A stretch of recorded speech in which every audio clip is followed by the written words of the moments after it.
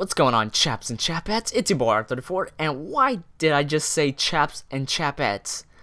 Don't I live in the United States, not in England? What am I doing?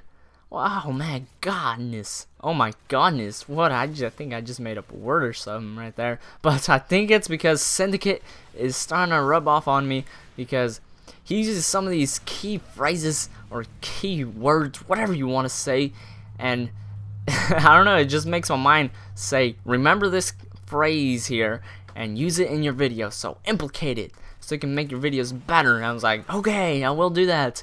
And here I am telling you the phrases that he says in his videos, but obviously I'm not gonna like do word for word. So I think that's kind of different, because instead of saying ladies and gentlemen as most Americans would say, I just said chaps and chapettes as most British people would say. So why not spice things up, because life without spice is boring, as old sea-nanners would say. And I kind of misleaded you by saying old sea-nanners, because he's pretty young for his age.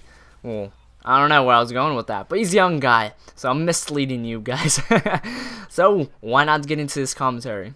Oh man, I got a story brewing for you guys to hear here, and I really was meant to tell you this story a week ago, because this happened a week ago and it was going to be fresh in my mind to tell you guys, so I'll tell you every single detail. But no, because if you guys didn't notice that this past week I didn't post any videos, and I was really meaning to at least post one and just telling you this story, but I think I procrastinated the video making, because I was all like, okay, I'll make it tomorrow, why not today?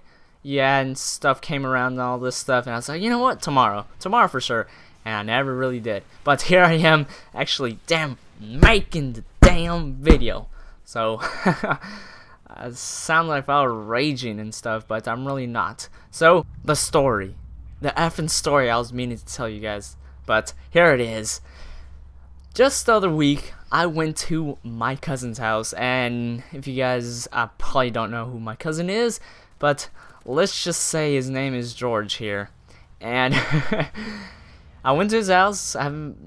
He bought a street bike just the other week, not the other week, just like he bought recently bought a street bike, as we call it here in the United States, but I don't know in any other different countries. But just basically this bike with a motor, right? That thing just flings you everywhere. And yeah, and I came to his house, and we're right there talking, right? And he's like, "Oh, what you got there?" He's like, "I got your old street bike there, huh?" I was like, "Okay. You want to take a spin for it?" I was like, I don't really want to, because I think I'm going to like eat it, or you're going to scare the crap out of me, because I know him. I know my cousin. He will, he's not going to feather the throttle as most people would do. He will step on it. And I was like, I was tempted to say yes, but after a while just of saying, yeah, come on, let's ride it, I was like, you know what? Why not? Why not go take a quick spin around this thing? How bad would this be? And oh man, I should have never really said that, because this bike here took me, it rocked my world as oh my goodness. The thing was fast, because first of all, he started off slow and everything, right? And it's like, okay, I told him where to grab and all this stuff, like what should I do at high speeds and all this stuff. It's like, okay, I got this. We went slow, we churned just to the left, then we took a right, then there was a straightaway, but there was about a 45-degree churning, just like that, like a zigzag of 45 degrees angles. And I was like, oh my god. And I don't know where he just steps on it. I was like, whoa. Like, dude, you can feel the G-forces just on your, just flying back, like if you're accelerating on a Bugatti Veyron or something with that. Like, that thing was quick. And then I was like, oh my god, I was screaming in his ear. I bet you wanted to slap me or something, because I was a little bitch.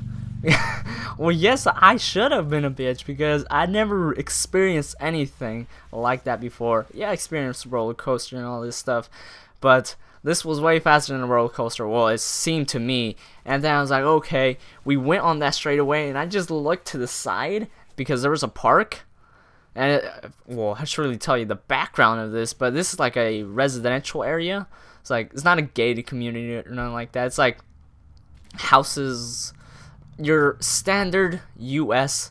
neighborhood, I guess you can say. And there's this park right there, and there's just kids just looking at us because we're flying by like crazy maniacs. We're like, oh, I didn't want to wave back. I didn't even want to wave or anything because I was gonna fall off. And I was like, oh my goodness, this was just fast. And then we turned again, he accelerated, then we turned around. And for the last one, we went extremely fast when we went back to like the parkway where I was telling you the first time we went extremely fast. And this time he made me like, I think it's because I didn't have my body position correctly or something like this, or like that, I guess. I was like floating. I told my little cousin that he takes his brother, and I told him, like, do you ever float when he like goes fast? I was like, yeah. So I think it's because I'm pretty light, or I was just incorrectly positioned. But this thing was flying. We went about, he told me it was a 70 miles per hour pull, but I think it was more. I seriously think it was more. That thing was fast. Like, that's when I was like floating. Then when he didn't even brake, he just let go of the throttle. All my body just shifted forward. Oh man, I gotta tell you, on that last pull, he let go. He would have gone faster, but he left go because I was like grabbing on for dear life. I was like, because how the hell am I supposed to know he was gonna go that fast? I think he was gonna. He told me he was gonna go slow. He lied to me. He mind fucked me, but oh my goodness. Would I do it again? I think I would do it again, but next time with a helmet and some pads, because this time I was not wearing any helmets. None of us were wearing helmets because he only had a set for him, and he had a set for his little brother, but obviously doesn't fit me because I'm like 3 times his size. I'll be kind of awkward just wearing a small helmet, but that thing was crazy. And oh my goodness.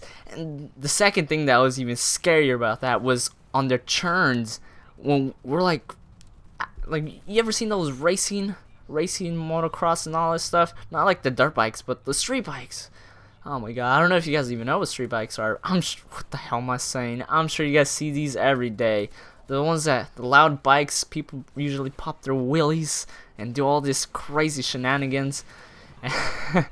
Oh my goodness. And I haven't even told you yet, but the churning, when we're churning like, oh crap, I just bumped the microphone. When we're churning on the 45-degree angle, we're going so fast, he will just like let go of the gas. Then right when he exit out the apex, he will just haul it and exit out the apex and haul it again. I'm like, oh my god, I seriously thought we were gonna slip, especially in the like, oh my goodness. You should have just been there. You should have been in my position.